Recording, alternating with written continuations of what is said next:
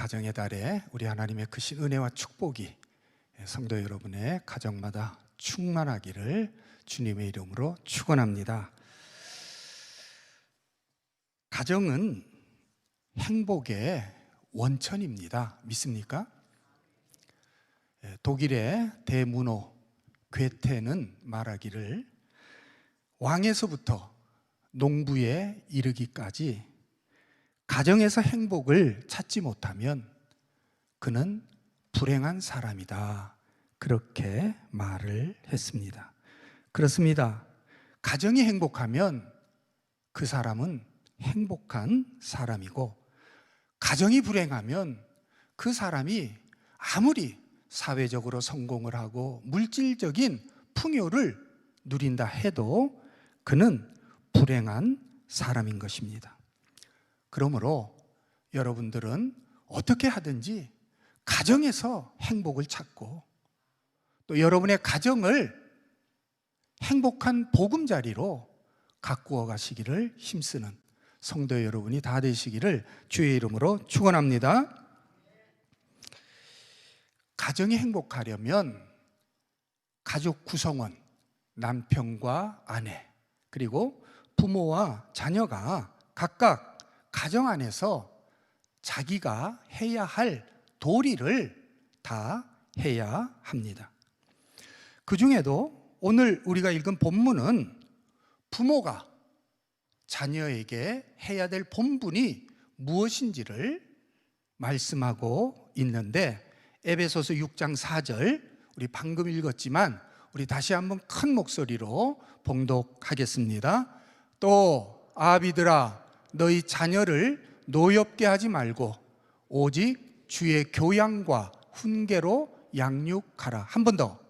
또 아비들아 너희 자녀를 노엽게 하지 말고 오직 주의 교양과 훈계로 양육하라.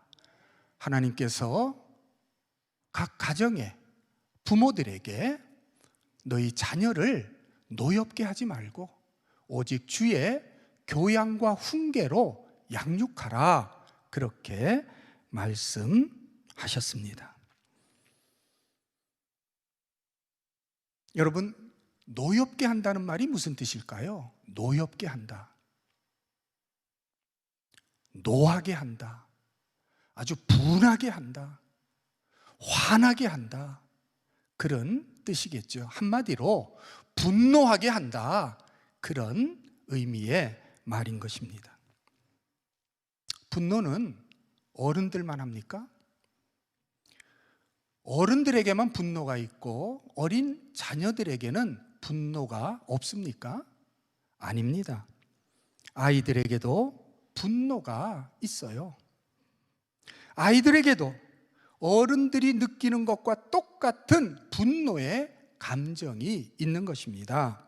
그래서 때때로 아이들도 여러분들이 느끼는 것과 똑같은 분노를 느끼게 되는 것입니다.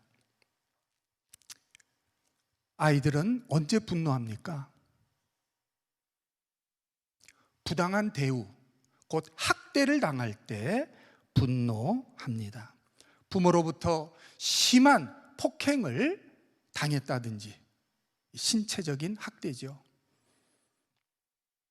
자녀로서 마땅히 받아야 할 사랑과 보호, 또 돌봄을 받지 못하거나 아니면 부모의 무관심 속에 방치될 때, 이게 뭡니까?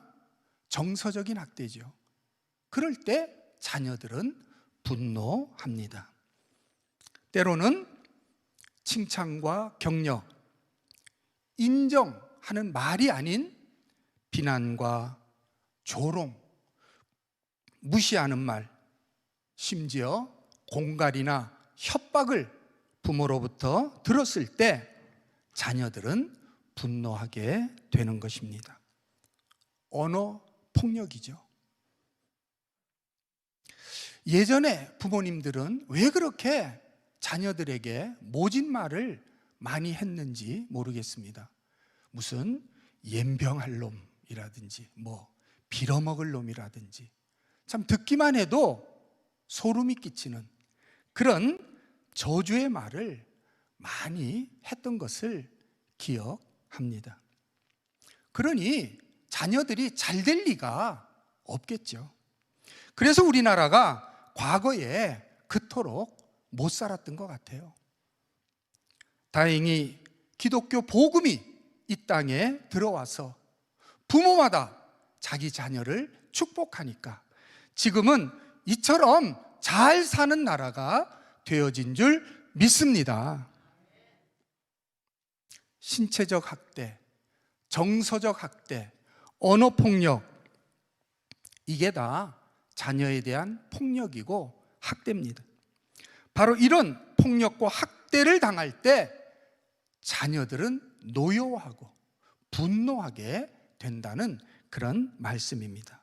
불같이 맹렬한 그러한 분노의 감정이 그들 마음속에 이글이글 타오르게 된다, 그런 말씀입니다. 그로 인해서 어린 자녀들은 마음에 상처를 입게 되고 그렇게 입은 상처는 좀처럼 사라지지 않고 일평생 그들의 마음속에 뿌리 박혀서 그들의 삶에 깊은 영향을 미치게 되는 것입니다. 제가 몇 해 전에 라디오 방송을 듣는데 어떤 가수가 인터뷰를 해요. 자기는 제주도를 못 간대요. 그래서 사회자가 왜 제주도를 못 가느냐 물었더니 아버지 무덤이 거기 있다는 거예요. 아니, 아버지 무덤이 거기 있는데 왜 못 가느냐 물었더니 자기 아버지가 굉장히 폭력적이고 무서운 분이었다는 거예요. 그래서 참 어린 시절에 아버지한테 맞기도 많이 맞았는데 한 번은 맞아서 거의 죽을 뻔했다는 거예요. 자기는 그때 죽는 줄 알았대요. 그래서 지금도 아버지가 무서워서 제주도를 못 간다고 그렇게 말을 하는 것입니다. 참 기가 막힌 얘기가 아닙니까? 어릴 적 상처가 얼마나 컸으면 다 큰 성인이 죽은 아버지가 무서워서 지금도 제주도를 못 간다니. 이처럼 어릴 적 상처는 우리가 상상하는 것 이상으로 우리 마음속에 깊이 새겨져서 일평생 우리의 삶에 어두운 그림자를 드리우게 되는 것입니다. 어떤 사람은 어릴 적에 부모로부터 받은 상처로 인해서 정서적인 그런 어려움을 겪기도 하는데 때때로 자기도 모르는 분노가 불쑥불쑥 자기 속에서 올라와서 사소한 일에도 다른 사람과 자꾸 다투고 싸우고, 그리고 한번 화를 내게 되면 감정 조절, 분노 조절이 안 돼서 크게 싸우고, 그리고 나서는 후회하고, 이런 생활을 계속 반복을 한다는 겁니다. 또 이런 성격 때문에 대인관계에 어려움이 있겠죠. 직장 생활이나 사회생활에도 다른 사람과의 대인관계에 어려움을 많이 겪게 되는데, 특별히 가정 안에서 부부관계 어려움을 많이 겪게 된다는 것입니다. 그렇기 때문에 우리 부모님들은 어떻게 하든지 어린 자녀들에게 상처를 주지 않도록 노력해야 합니다. 다시 말해서 신체적 학대나 정서적 학대나 언어폭력 등을 삼가해서 자녀들을 노엽게 하지 말아야 한다, 그러한 말씀인 것입니다. 만일 자녀들에게 상처를 주었다면 진심으로 사과하고 용서를 구해야 됩니다. 그래서 그 자녀의 상처를 치유해 주어야 하는 것입니다. 자녀가 다 자라서 이미 성인이 되었다 할지라도 그렇게 해야 하는 것입니다.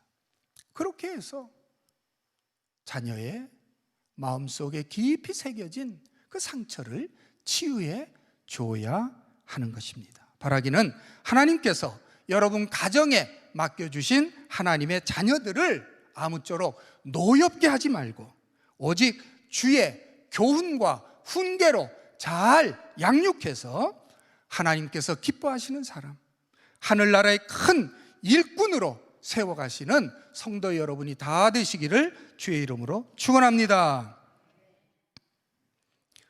가정이 행복하려면 무엇보다도 가정 안에서 가족 구성원들, 가족들 간에 소통이 잘 이루어져야 됩니다.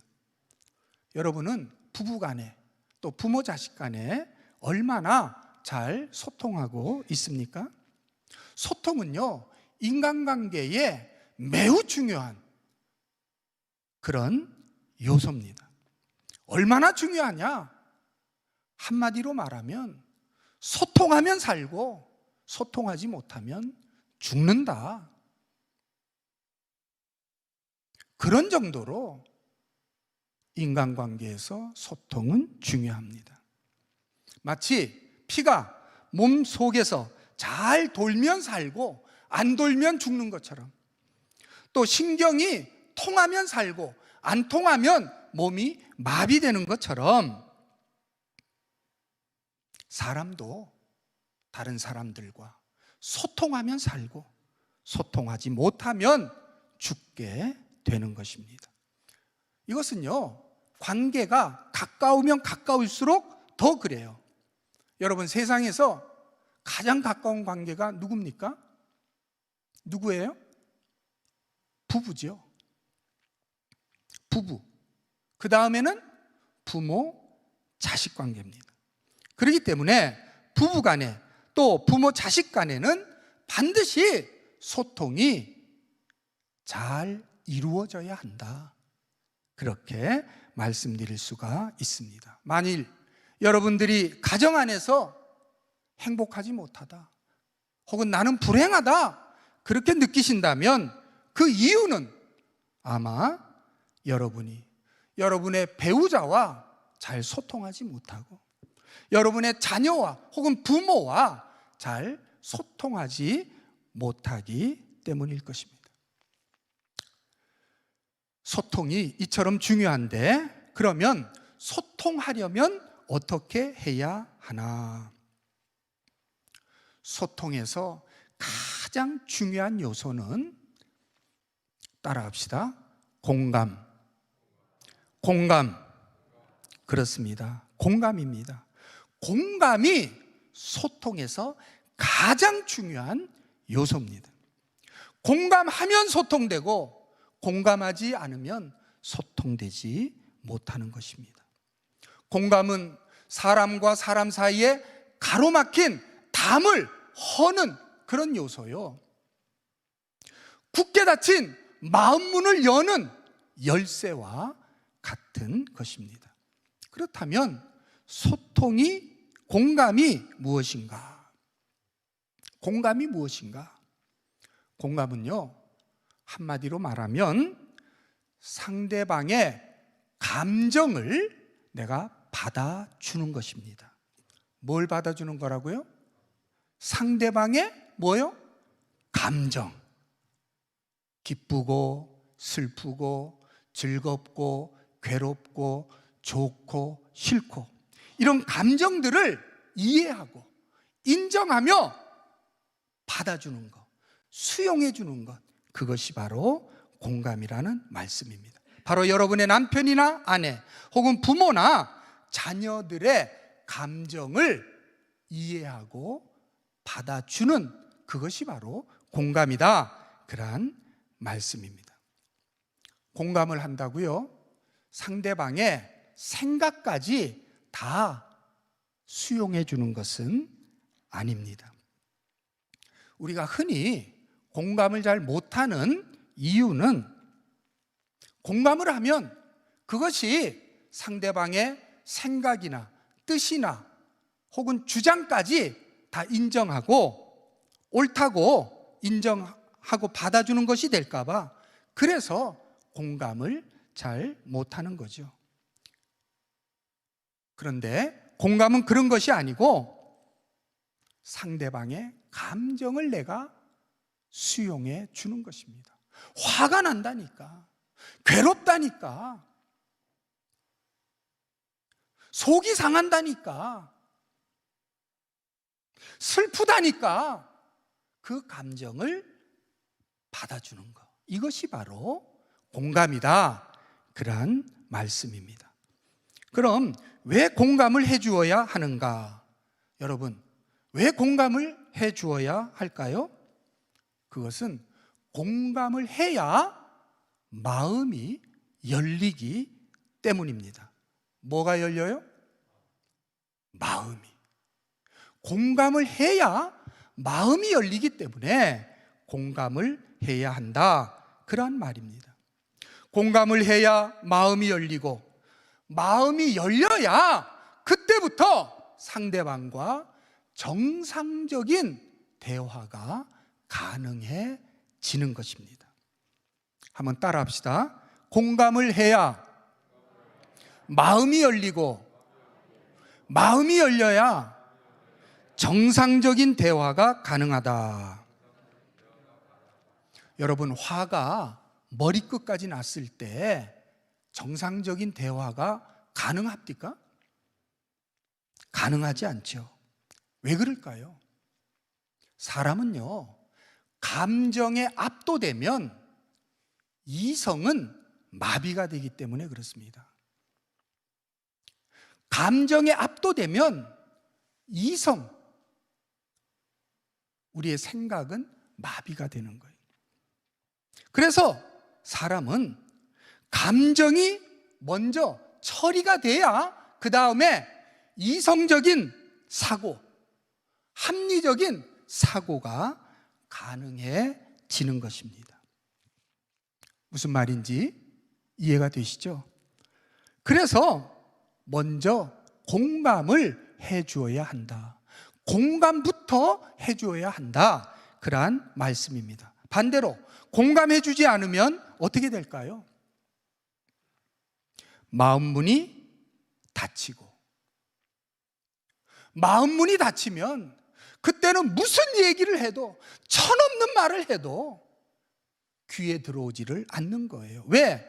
마음문이 닫혔기 때문에. 그야말로 소귀의 경읽기와 똑같은 그런 경우가 되는 것입니다. 여러분, 밤새도록 부부싸움을 한다고 문제가 해결됩니까? 안 되죠. 다 경험해 보셨잖아요. 왜 안 될까요? 상대방의 감정은 공감해 주지 않고 서로 네가 옳으니 내가 옳으니, 네가 잘났니 내가 잘났니, 시시비비만 따지기 때문에 문제는 해결되지 않고 오히려 갈등만 더 증폭이 되어지는 것입니다. 오늘 우리가 읽은 에베소서 6장 4절 말씀에 네 자녀를 노엽게 하지 말라, 네 자녀를 노엽게 하지 말라고 말씀하신 이유가 바로 여기에 있습니다. 자녀를 노엽게 하면 그 다음에 나오는 말씀, 주의 교훈과 훈계로 양육하는 일이 불가능해지기 때문에 그런 거예요.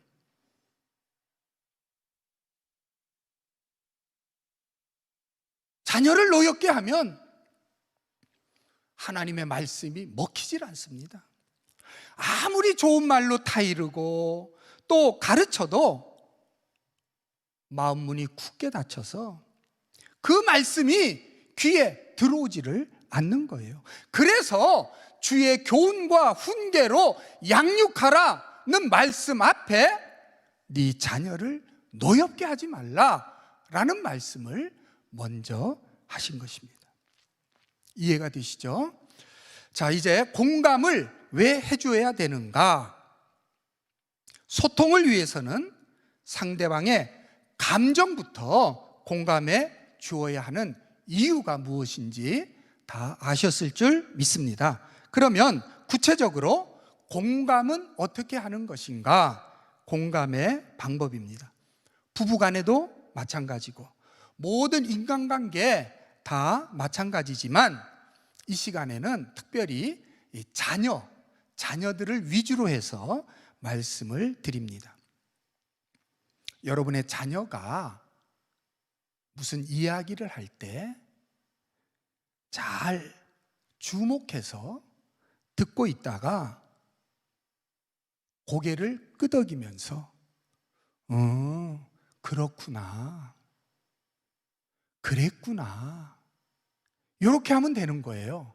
쉽죠? 그러면서 한마디만 덧붙이면 됩니다. 그래서 네가 화가 났구나. 그래서 네가 속이 상하는구나. 그래서 네가 힘이 드는구나. 정말 화가 많이 났겠다. 얼마나 참기 힘들었을까. 아마 엄마라도 참기 어려웠을 거야.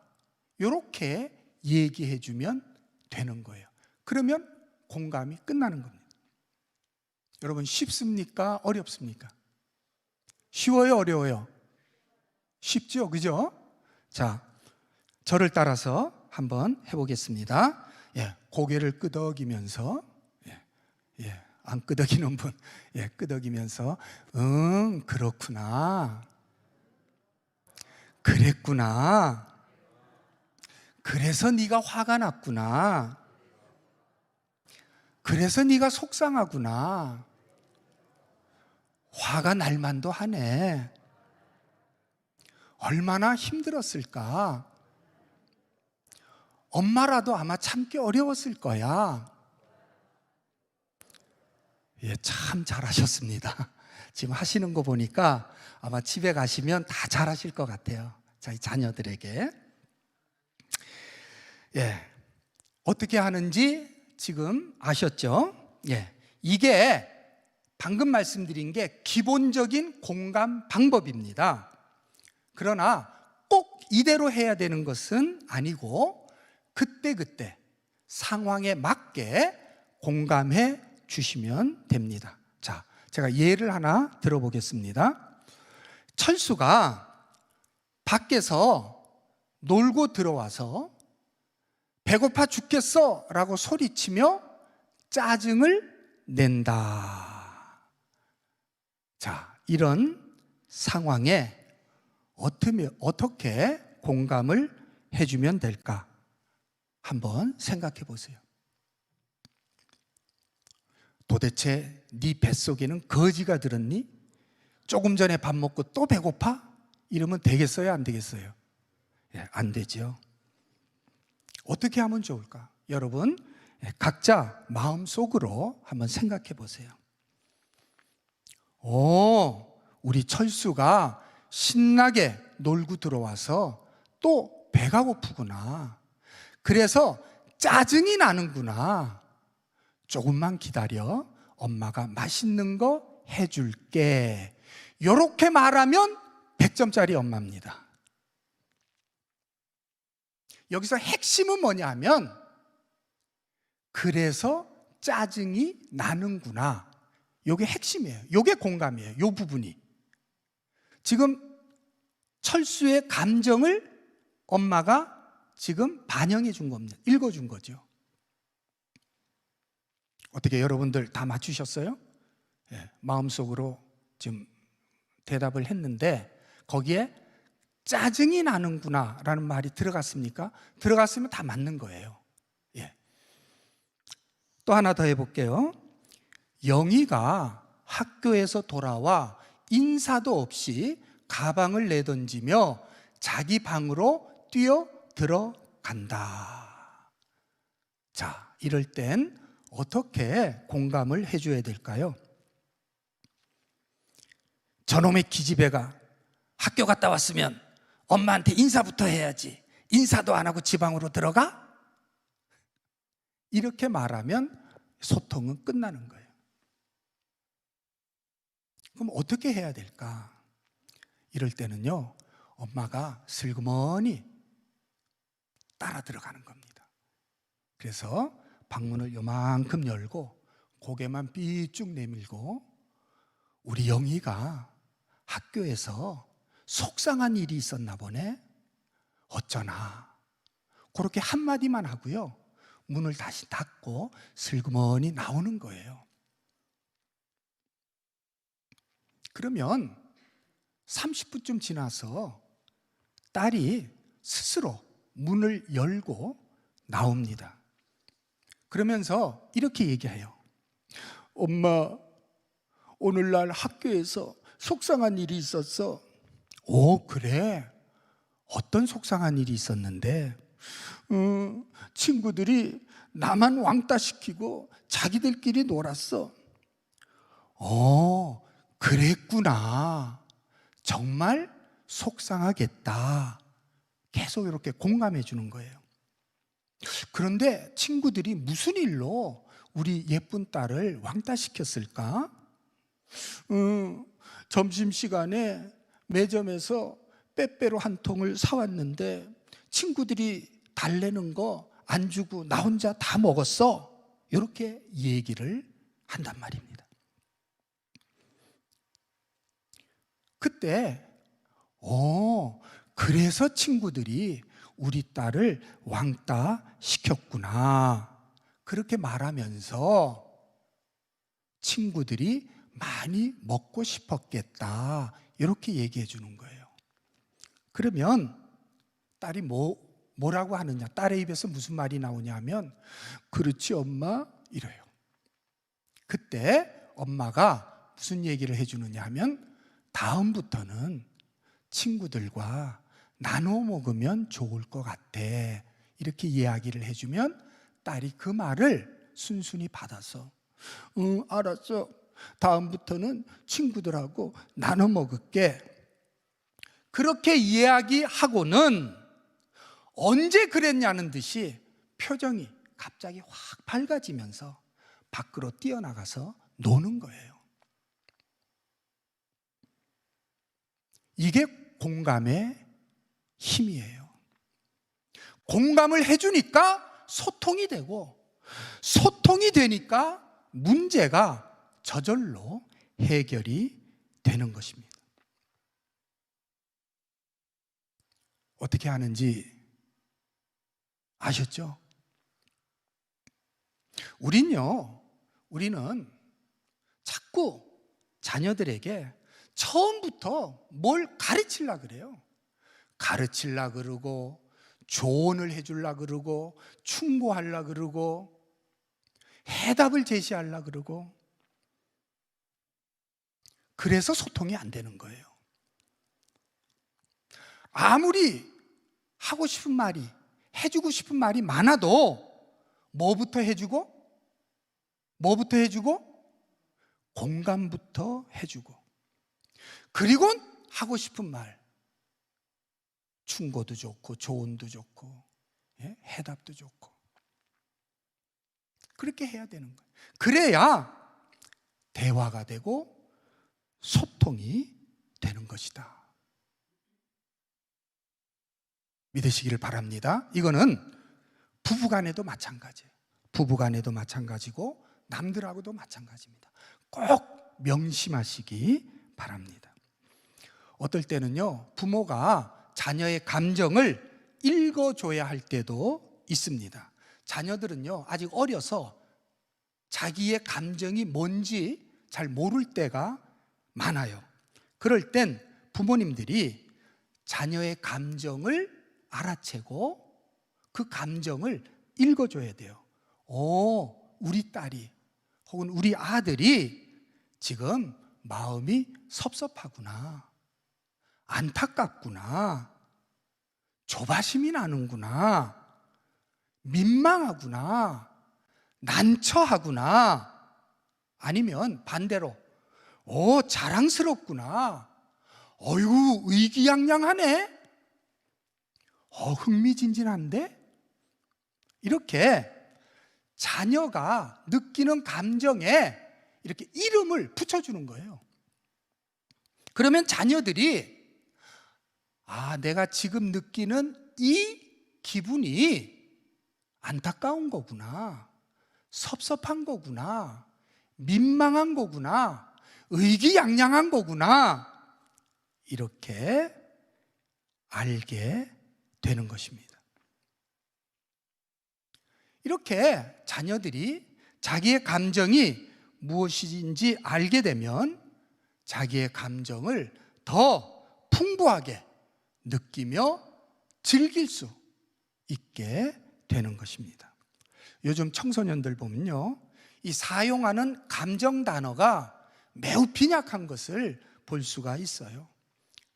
배고파도 짜증나, 힘들어도 짜증나, 아파도 짜증나, 심심해도 짜증나, 이래도 짜증나, 저래도 짜증나. 마치 감정 단어가 짜증나 하나밖에 없는 것처럼 모든 부정적인 감정을 전부 짜증나 한 단어로 표현을 합니다. 혹시 여러분들은 그렇지 않으세요?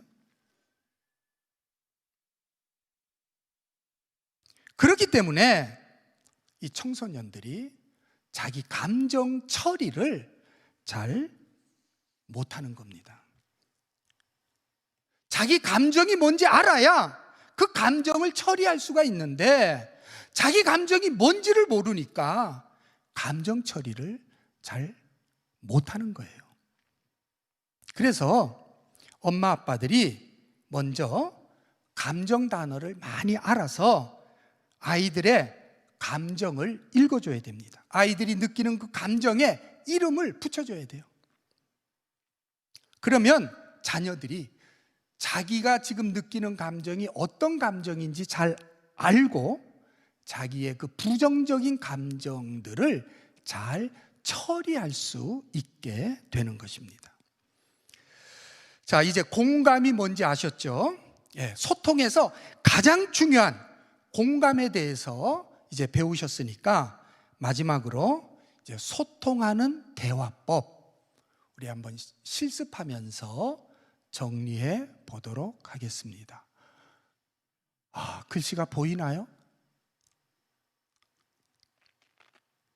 글씨 조금 키워줄 수 있습니까, 지금? 소통하는 대화법 원칙 확 키워주세요. 원칙 우리 다 같이 한번 읽어봅니다. 시작. 상대방 자녀의 문제이면 공감해주고 내 문제이면 나 전달법으로 말하라. 한 번 더. 상대방 자녀의 문제이면 공감해주고 내 문제이면 나 전달법으로 말하라. 이게 원칙입니다. 소통하는 대화법의 대원칙이 바로 이거예요. 상대방의 문제면 뭐 해주라? 공감해주라. 내 문제면 어떻게 말하라? 나 전달법으로 말하라. 꼭 외워두시기 바랍니다. 자, 자녀의 문제면 뭐 해줘야 된다? 공감해줘야 된다. 내 문제면 어떻게 말해야 된다? 나 전달법, I 메시지로 말을 해야 된다. 여기 지금 문제라는 말이 등장하고 있는데 이 문제라는 것이 무엇인가? 보입니까? 글씨가? 문제, 우리 같이 한번 읽어봅시다. 대화에 있어서 문제는 욕구가 채워지지 않은 상태, 욕구 불만이거나 혹은 수용하기 어려운 상태, 수용 불가를 말한다. 자, 대화에 있어서 문제는 두 가지입니다. 욕구가 채워지지 않은 상태 혹은 욕구가 좌절된 상태. 네 글자로 뭐라고 하면 될까요? 욕구 불만, 이렇게 하면 되겠죠. 또 하나는 수용하기 어려운 상태. 그 상황을 내가 그냥 두고 볼 수가 없어. 그냥 수용할 수가 없어. 그런 상태, 뭐라고 네 글자로 말하면 될까요? 수용 불가. 자, 이 두 가지 욕구 불만과 수용 불가, 이 두 가지 경우를 대화에 있어서 문제라고 정의합니다. 무슨 말인지 아시겠죠? 한번 따라합시다. 욕구 불만, 수용 불가. 한 번 더. 욕구 불만, 수용 불가. 두 번째 알아야 될 것은 누구의 문제인가 하는 거예요. 우리가 이 소통을 잘 하려면 누구의 문제인가를 잘 분별해야 됩니다. 문제의 소유권입니다. 욕구 불만이나 수용 불가의 주체, 다시 말해서 당사자가 누군가 하는 거예요. 이게 상대방, 다시 말해서 자녀의 문제인가 아니면 나의 문제인가, 요거를 잘 가릴 줄 알아야 됩니다. 그래야 소통을 잘 할 수가 있어요. 자, 우리 연습 문제 한번 풀어보겠습니다. 보입니까? 예? 예. 앞에 분들은 잘 보일 것 같은데, 좌우간 보이는 대로 다음 예시에서 문제에 해당되는 것은 무엇이며 그것이 누구의 문제인지 말해 보세요 그랬어요. 자, 1번. 영희가 저녁을 먹고 맛있다며 방긋 웃는다. 문제입니까? 문제 아닙니까? 문제 아니죠. 여기에 욕구 불만도 없고 수용 불가도 없어요. 2번. 철수가 밖에서 놀고 돌아와서 배고파 죽겠어 라고 소리치며 짜증을 낸다. 문제입니까? 문제 아닙니까? 문제죠. 누구의 문제예요? 철수의 문제예요. 철수가 지금 욕구 불만의 상태에 있는 거죠. 3번. 철수가 동생과 장난감 놀이를 하며 사이좋게 논다. 문제예요? 문제 아니에요? 문제 아니죠. 여기 욕구 불만도 없고 수용 불가도 없습니다. 4번. 철수가 동생 장난감을 뺏어서 동생이 악을 쓰고 운다. 문제입니까? 문제 아닙니까? 문제죠. 누구의 문제예요? 철수는요, 지금 동생 장난감을 뺏었어요. 그래서 자기 욕구를 충족시켰어. 그런데 엄마인 내가 그 상황을 그냥 보고 있을 수가 없는 거예요. 동생이 지금 악을 쓰고 우는 거예요. 그러니까 엄마인 내가 그 상황을 수용할 수가 없어요. 그러니까 이게 엄마의 문제예요. 수용 불가. 아셨죠? 그 다음에 5번. 영희가 학교에서 돌아와 인사도 없이 가방을 내던지며 자기 방으로 뛰어 들어간다. 문제죠. 누구의 문제입니까? 영희의 문제라고 할 수 있죠. 뭔가 지금 욕구가 지금 좌절된 거예요. 그 다음에 6번. 중2 아들이 기말고사를 앞두고 게임만 한다. 문제입니까? 아닙니까? 문제죠. 누구의 문제예요? 내 문제예요. 엄마의 문제예요. 왜냐하면 이 아들이 지금 게임을 하고 있어. 그러니까 자기 욕구를 채우고 있는 거예요. 그런데 지금 시험을 앞두고 공부 안 하고 게임만 하니까 엄마의 입장에서 그 상황을 수용할 수가 없는 거죠. 그러니까 이것은 수용 불가, 엄마의 문제다 하는 겁니다. 7번. 고2 아들이 중간고사를 망쳤다고 자기 방에 들어가 저녁 먹으러도 안 나온다. 문제죠. 누구의 문제입니까? 아들의 문제입니다. 욕구 뭐죠? 욕구 불만. 성적이 자기가 공부한 만큼 안 나왔으니까 욕구 불만에 해당된다고 말할 수 있습니다. 8번. 남편이 저녁을 먹고 2시간째 TV만 보고 앉아 있다. 문제예요? 아니에요? 문제죠. 지금 남편은 TV를 보고 있으니까 자기 욕구를 어떻게 하고 있는 겁니까? 지금 채우고 있는 거죠. 그런데 아내인 내가 그 상황을 지금 용납할 수가 없는 거예요. 그러니까 이것은 수용 불가. 이거는 내 문제란 말이죠. 9번. 출발 시간이 다 돼가는데 아내가 아직도 화장만 하고 있다. 문제죠. 누구 문제예요? 남편인 내 문제란 말이죠. 아내는 화장하니까 자기 욕구를 뭐 채운다고 할 수 있는데 시간이 늦는 거예요. 그러니까 남편이 지금 그 상황을 수용할 수가 없는 거죠. 그러니까 이거는 남편의 문제고 나의 문제라고 말할 수 있죠. 10번, 남편이 퇴근하고 돌아오면서 에이 더러워서 못해 먹겠네, 당장 때려치워야 하겠어 라고 말한다. 이것도 문제죠. 남편의 욕구 좌절, 욕구 부족이라고 말할 수 있겠습니다. 자, 또 알아야 될 세 번째, 상대방의 문제이면 아까 뭐 해주라 그랬어요? 문제가 자녀의 문제면 뭐 해줘라? 공감해줘라 그랬죠. 자, 1번하고 2번은 우리가 이미 했습니다.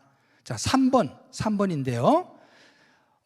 고등학교 2학년 아들이 중간고사를 망쳤다고 자기 방에 들어가 저녁 먹으러도 안 나온다. 자, 이럴 경우에 부모가 어떻게 공감을 해주면 좋겠습니까?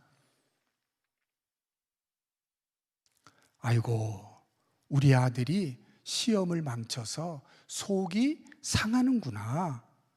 열심히 했는데 정말 화가 나겠다. 이렇게 말해주면 되겠죠. 속이 상하는구나. 공감이죠. 그 다음에 정말 화가 나겠다. 공감이란 말이죠. 이렇게 말해주면 되는데 보통의 아빠들은 어떻게 말하기가 쉬우냐면 사내 자식이 시험 좀 망쳤다고, 그러려면 고추를 떼버려! 떼! 뭐 이런단 말이죠. 보통 아빠들이 그렇게 하기 쉽단 말이죠. 이게 뭡니까? 비난, 조롱이에요. 우리가요, 소통하는데 가장 하지 말아야 될 말이 뭐냐면 비난하는 말, 조롱하는 말, 상대방을 무시하는 말, 그 다음에 위협하는 말. 이 네 가지는 절대로 쓰면 안 됩니다. 이거 쓰면 마음문이 닫혀요. 소통이 끝납니다. 또 이럴 때 엄마들은 보통 어떻게 말하기 쉬우냐면요, 괜찮아, 잊어버려, 열심히 해서 기말고사 잘 보면 되지 뭐, 이렇게 얘기하기가 쉬워요. 이건 뭡니까? 위로고 격려죠. 위로, 격려. 아까 아빠가 했던 말보다는 조금 낫지만 이것도 정답은 아닙니다. 뭐부터 해줘야 된다? 뭐부터? 공감부터 해줘요. 공감해주고 나서 이 말을 해야 되는 거예요. 그런데 이 말부터 하면 괜찮아, 잊어버려, 열심히 해서 기말고사 잘 보면 되지 뭐 이러면요, 그 아들이 속으로 누군 그거 몰라서 이러는 줄 알아? 그렇게 말합니다. 그래서요, 우리 한번 따라합시다. 공감이 먼저다. 공감이 먼저다. 자, 4번. 남편이 퇴근하고 돌아오면서 에이 더러워서 못해 먹겠네, 당장 때려치워야 되겠어라고 말한다. 자, 이럴 때 우리 아내들 어떻게 공감해주면 좋겠습니까? 남자가 조금 힘들다고 직장 때려치우면 대한민국에 직장 생활할 사람 없겠네요, 이러면 안 되겠죠. 그죠? 당신이 얼마나 속상하면 그런 소리를 다 하겠어요. 정말 힘든 모양이네요. 당신 고생 많아요. 이렇게 얘기해 주는 거예요. 이렇게 얘기하면 남편의 마음이 얼마나 위로를 받겠습니까? 이게 바로 공감의 힘입니다. 그 다음 네 번째 알아야 될 거, 나의 문제면 무엇으로 말하라? 내 문제면? 아까 원칙에서 얘기했잖아요. 나의 문제면 나 전달법으로 말하라 그랬어요. 자, 나 전달법이 뭐냐? 자, 화면 보이면 우리 다 같이 한번 읽어봅니다. 나 전달법이란 내 감정을 상대방, 자녀에게 알리고 도움을 받는 대화법이다. 그러니까 공감하고 반대예요. 공감은 상대방의 감정을 내가 수용해 줌으로써 그 상대방을 돕는 게 공감이고, 나 전달법은 반대로 내 감정을 상대방에게 알려서 상대방의 도움을 내가 받는 거, 이게 나 전달법이다, 그런 말입니다. 자, 예를 들어서요, 이 100km 고속도로에서 남편이 막 140km로 막 쉔쉔 달리고 있어요. 그럴 때 옆에 앉은 아내가 어떻게 말하면 남편이 속도를 줄여 줄까? 자, 1번입니다. 1번. 속도 줄여요! 죽으려고 환장했어요? 아, 속도 못 줄여요? 이렇게 말하는 거 1번. 2번. 당신이 과속을 하니까 사고 날까봐 두려워요. 속도를 좀 줄여주면 안 될까요? 어떻게 말하면 남편이 더 잘 들어줄 것 같습니까? 우리 남자분들, 부인이 어떻게 말하면 속도를 더 잘 줄여줄 수 있을 것 같아요? 1번 아니면 2번? 2번이죠. 2번. 1번은요, 속도를 줄이는 게 아니라 오히려 5기로 막 더 밟아버려. 남자들이 그렇단 말이죠. 자, 우리 화면을 보시고 우리 한번 천천히 읽어보겠습니다. 시작. 사람에게는 누구나 연민이라는 것이 있다. 불쌍한 사람을 도와주려는 마음이다. 즉 약자를 도우려는 마음이다.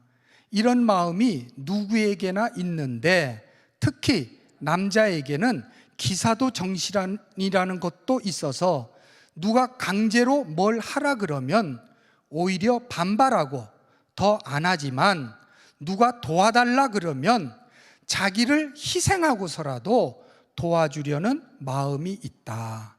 이런 인간의 본성을 이용하여 소통하려는 노력이 바로 나 전달법인 것이다.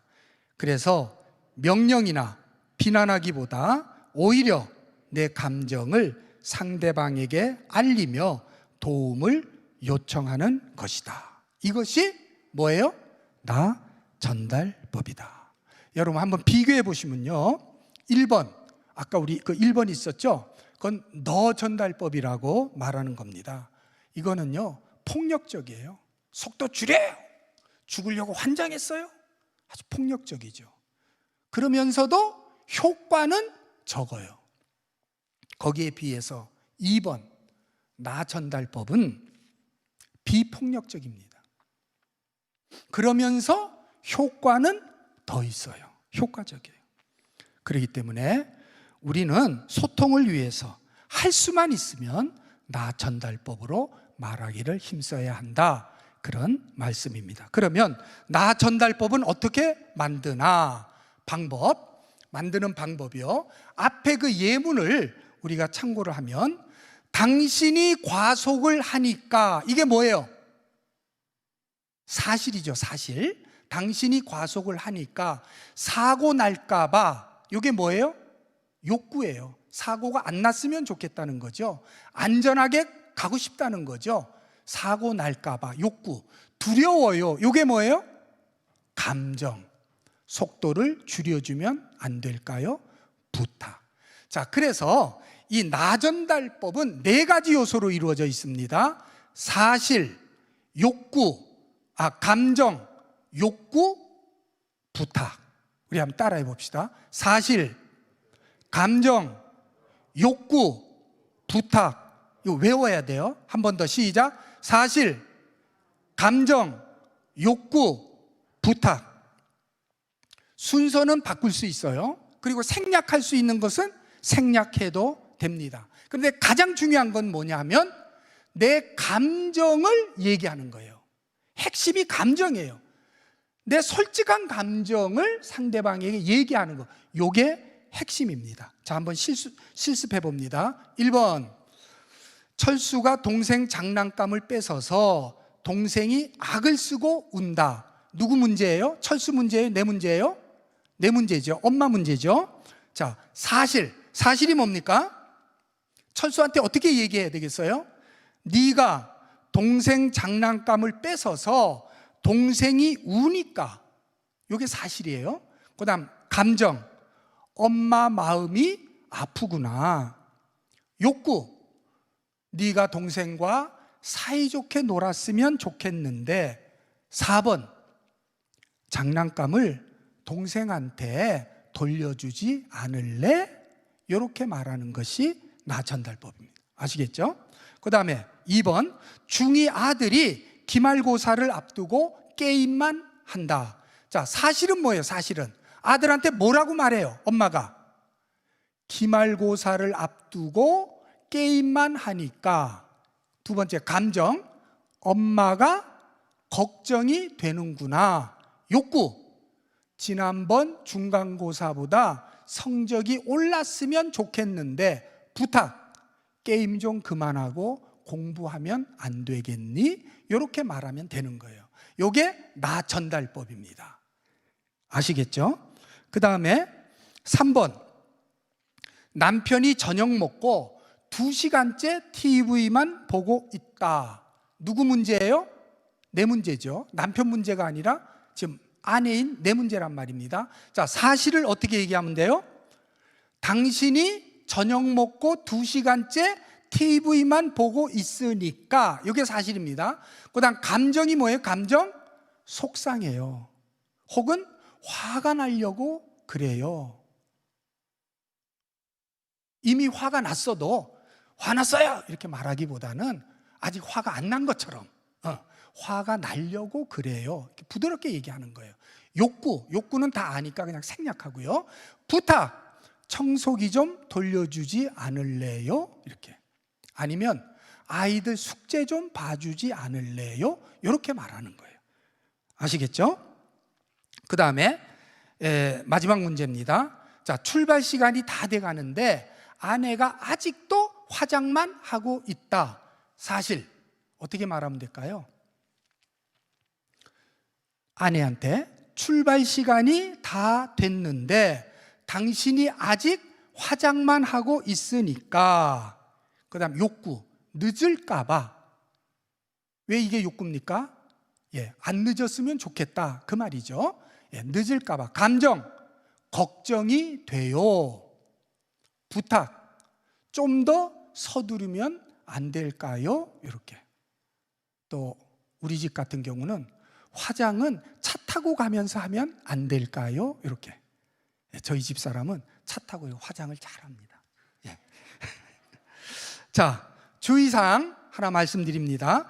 이 사실을 이야기할 때는요, 사진기로 딱 찍듯이 아주 객관적 사실만 얘기해야지 과장을 한다거나 아니면 왜곡을 하거나 이러면 안 됩니다. 그러면 나전달법의 효과가 없어져요. 그냥 사진기로 찍듯이 그 사실만 얘기해야 돼요. 그래서 무슨 절대로라든지 언제나라든지 매일이라든지 항상이라든지 이런 말은 될 수 있으면 안 써야 돼요. 왜냐하면 그거는 과장이기 때문에 그렇습니다. 자, 마지막으로 여러분들 나전달법으로 말하기가 쉽습니까? 어렵습니까? 만들기는 별로 어려운 것 같지 않죠? 나전달법. 그런데 실제 상황에서 내 감정을 억누르면서 이렇게 말하기는 쉽지가 않습니다. 이렇게 말하려면요, 막 속이 터져요. 속에서 막 열불이 나요. 아까 그 동생 장난감 뺏은 그 철수 있죠?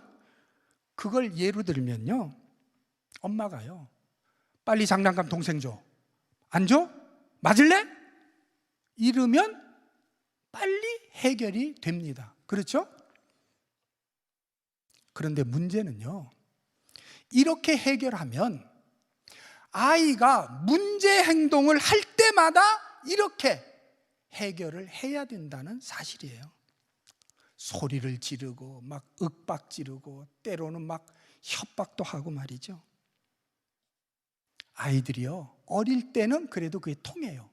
아이들이요, 벌써 중학생 되고 고등학생 되면요, 안 통합니다. 엄마보다 힘도 세요. 소리를 질러도요 안 통하고요, 뭐 협박 공갈해도요 웃기만 하고 안 들어요. 그 엄마들이요, 자녀들하고 하루 종일 싸움하고 소리 지르고 그러다 보면 엄마만 진이 다 빠져. 그 속은 속대로 다 터지고. 예전에 유행했던 말 중에요, 법은 멀고 주먹은 가깝다 하는 말이 있었어요. 연세 드신 분들은 잘 아시겠습니다만은, 예. 법은 멀고 주먹은 가깝다. 그렇죠. 주먹을 쓰면 빨리 해결돼. 그런데 문제는 폭력적인 방법은 금방은 효과가 있는 듯 하나 사람을 근본적으로는 변화시키지 못한다는 사실입니다. 여러분, 우리 아내분들이요, 남편들한테 그렇게 잔소리를 해도 남편이 변합니까? 안 변합니까? 안 변하잖아요. 왜 안 바뀔까요? 사람은요, 자기 스스로 자발적으로 행동할 때에만 변화가 일어납니다. 어떻게 해야 변화가 일어난다고요? 자기 스스로 자발적으로 행동할 때에만 변화가 일어나는 거예요. 남이 하라고 해서 억지로 하는 것은 사람을 변화시키지 못합니다. 그래서 남편이 평생 안 바뀌는 거예요. 그렇기 때문에 당장은 답답하고 더디고 속이 터져도 주먹을 쓰지 말고 비폭력적인 방법, 비폭력적인 대화법을 사용해야 된다, 그 말입니다. 그래서 자녀가 스스로 자발적으로 행동하도록 유도하고, 그렇게 하면 자녀가 변해요. 문제 행동이 수정이 됩니다. 문제 행동을 멈추게 됩니다. 그 방법이 뭐예요? 바로 나 전달법. 나 전달법. 그렇게 해야 자녀가 변하고, 그렇게 해야 남편이 변하고 아내가 변하는 거예요. 당장은 답답하고 속 터지고 더뎌도 장기적으로 보면 그게 더 이득입니다. 아셨죠?